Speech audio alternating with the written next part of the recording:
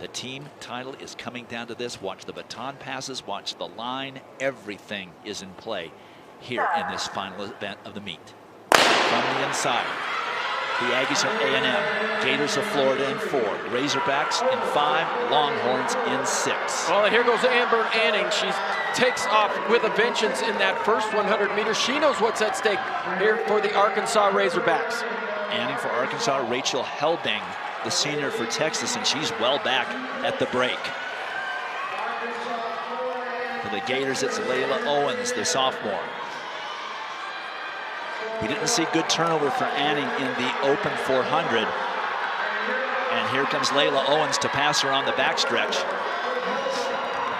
With these Arkansas Razorbacks, they've got so many great 400-meter runners. Talking to Chris Johnson this morning, I said, "What's your plan?" And he said, I got an A squad and I got a B squad. And you can guarantee if it comes down to it, I'm going to run my A squad.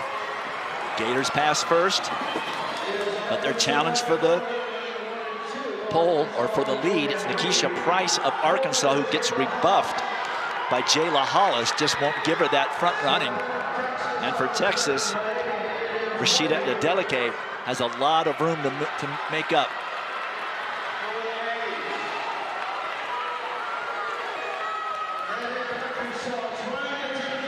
That's Kennedy Simon of Texas. I'm looking at a different sheet. I didn't think she looked tall enough to be Adeleke.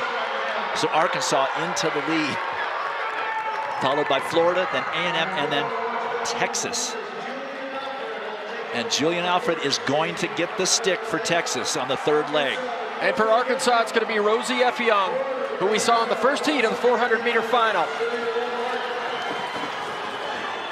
It's really all on Julian Alfred to get the Longhorns back into contention and hope that something happens with Arkansas.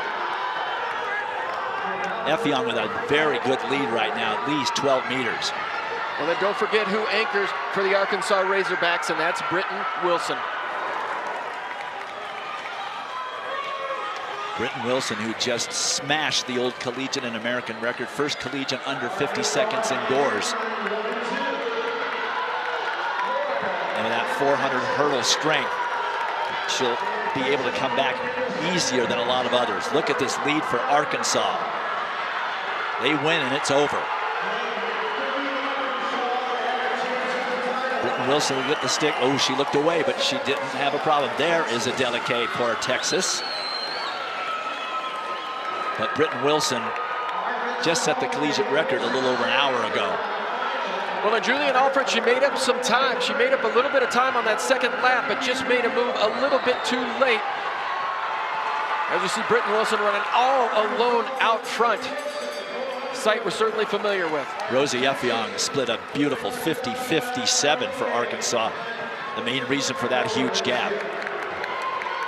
In the absence of a fall or a drop baton, Arkansas is going to win this race and the team title.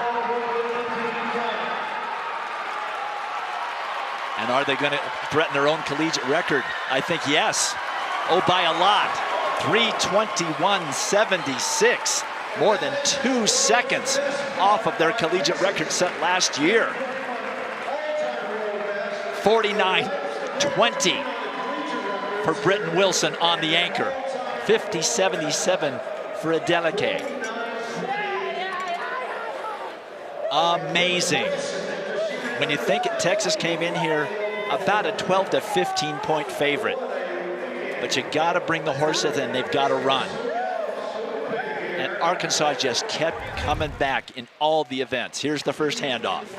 Well, the first handoff here goes from Amber Anning to Paris Peoples there, but look at Texas. Just, you know, you've got to be aware where the people is on that track. But that was Kennedy Simon, the outgoing runner. But here's Rosie Effiong. Even though Britton Wilson looked away, she was able to recover, but just too much ground to cover for Adeleke. Would have been nice to see those two really run it out. But look at this lead by the Arkansas Razorbacks. And when they had 50 meters to go, I took a look down at the clock and it said this record is going to be absolutely shattered. And they did just that. Wow. And there is Britton Wilson. What a day she has had. There is the final results. Arkansas with a huge collegiate record and the win, which puts them in front and it's over for the team title for the Arkansas Razorbacks. We'll be back to give them the awards after this.